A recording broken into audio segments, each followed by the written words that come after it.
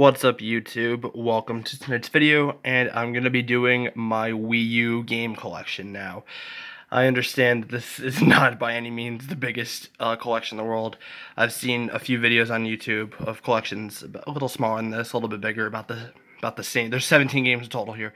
I've seen collections about the same size as this on YouTube, so I figured mine was worthy enough to go on YouTube. So I got the Wii U last September, so almost a year ago. So I haven't had too much of a chance to collect everything because GameStop selection is so limited, and depending on which game you get on like Amazon and stuff, a lot of them run a pretty decent price. So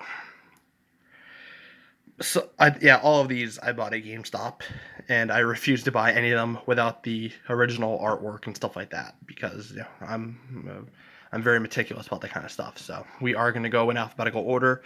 I am glad, though, that this is a relatively small collection because it means for the most part I'll be able to give my 2 cents on each game, even though I am going to try and not waste too much time.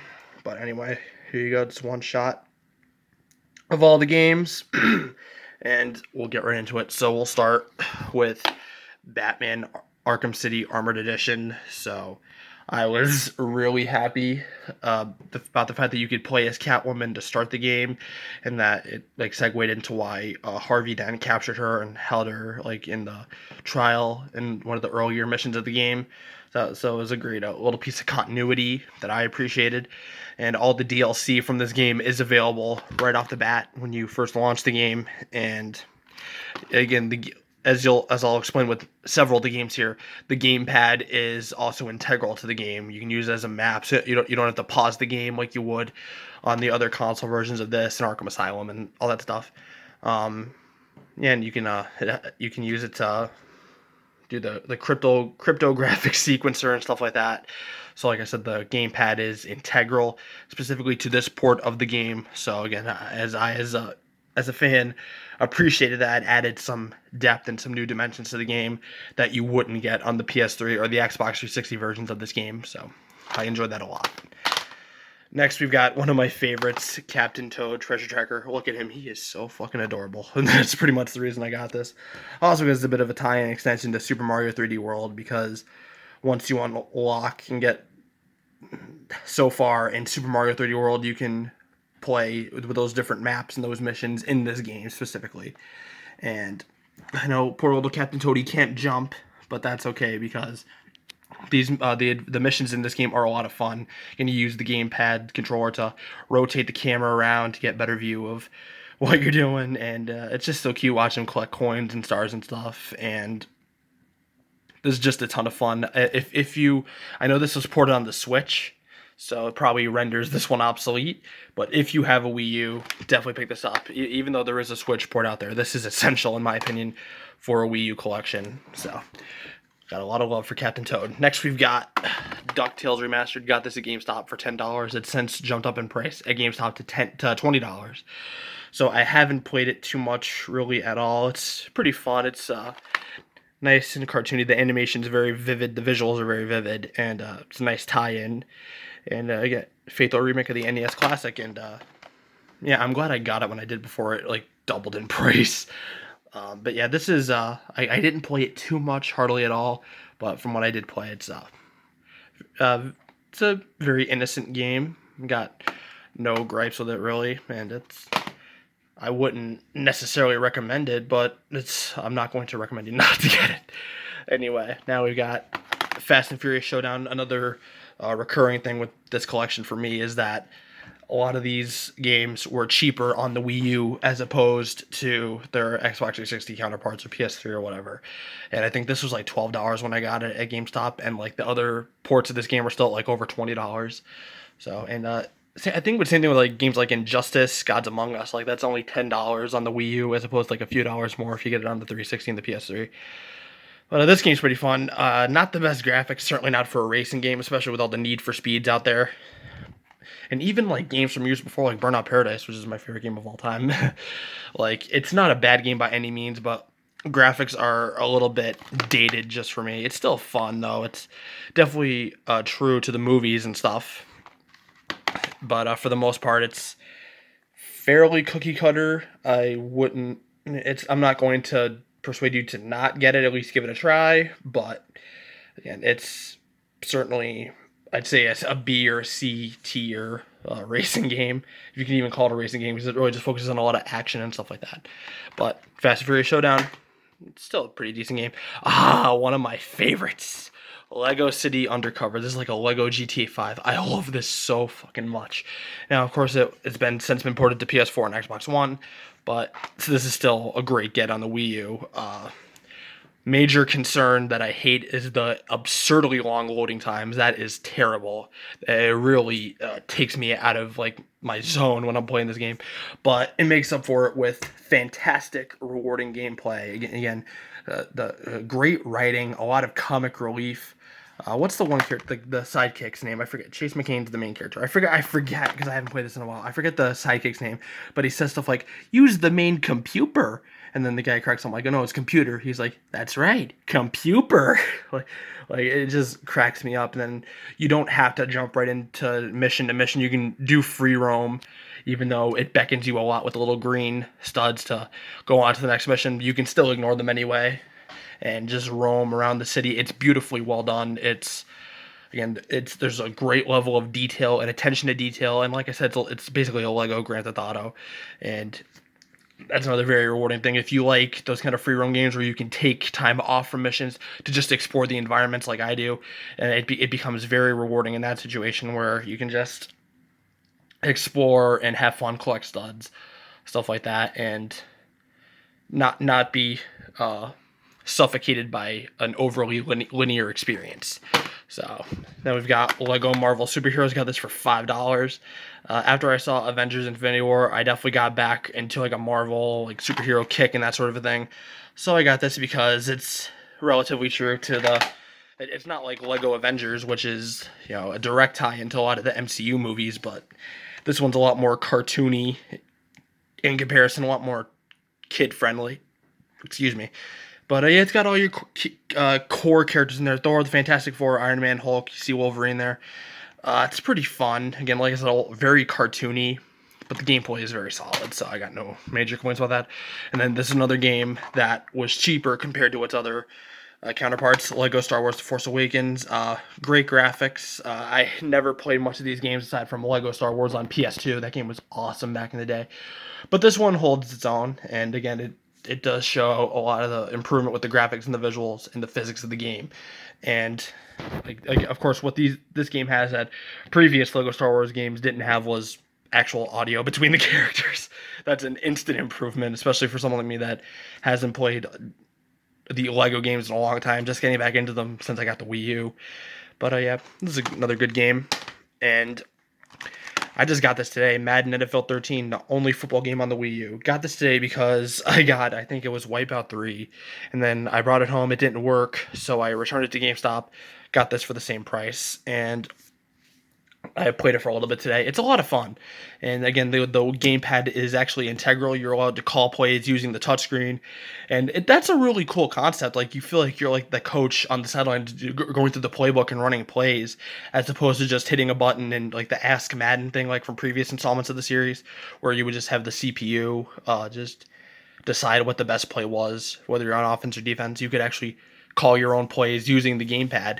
Like, it used to be you could just do it manually, sure, but again, you can do with the push of a few buttons on the gamepad. It was actually really cool. You felt like you were on the sidelines, like calling plays yourself. Like it made it for a very fun, immersive experience. So I'm glad I picked that up. Same thing with NBA 2K13. This is, I think, very rare to get the full game with the manual on the case inside, as you can see right there.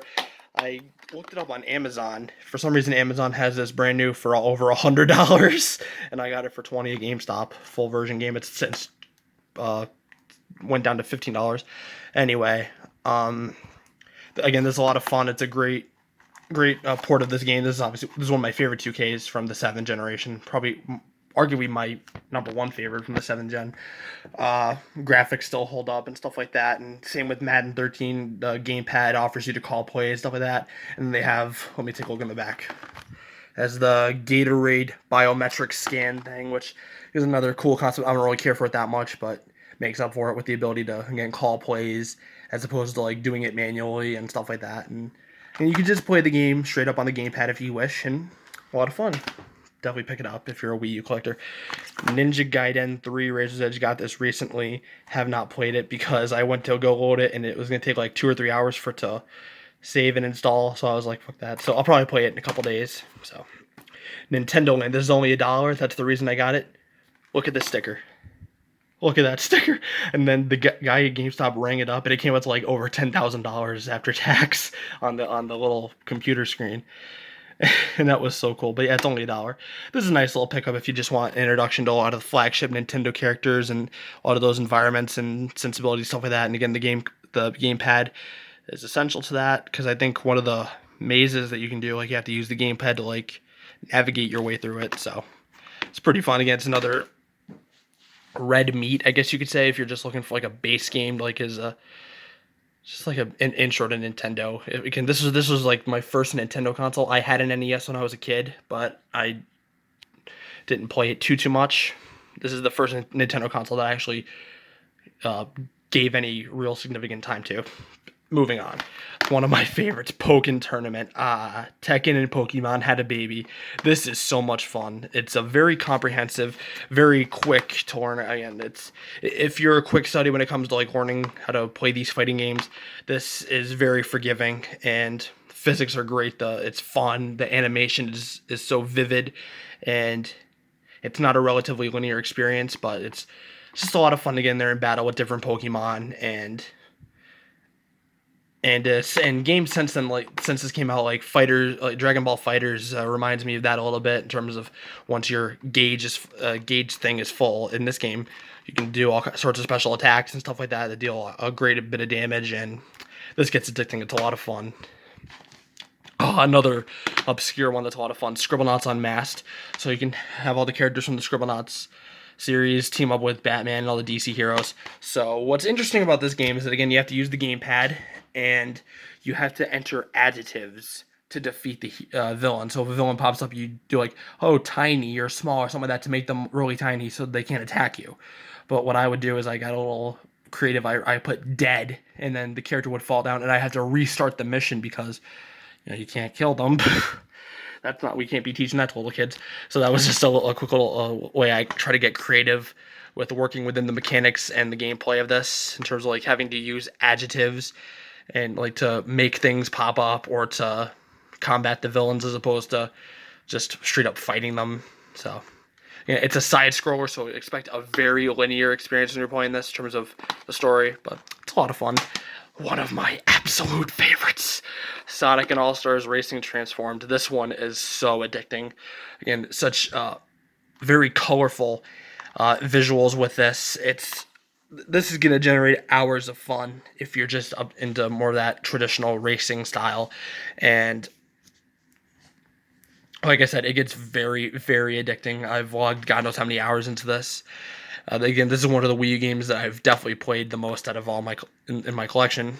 But it's just a lot of fun. You picking up the little upgrades like All-Star, like accelerating, the hot rods, the ice, the glove where you can use to catch like the little upgrades and then throw it back at the other racers and stuff. It's so fun. I love it. Star Fox Guard. Have not played this. It's only $1 GameStop. Now we get into probably my favorite Wii U game, and that's Super Mario 3D World. I'm going to admit it, this is my first Super Mario game.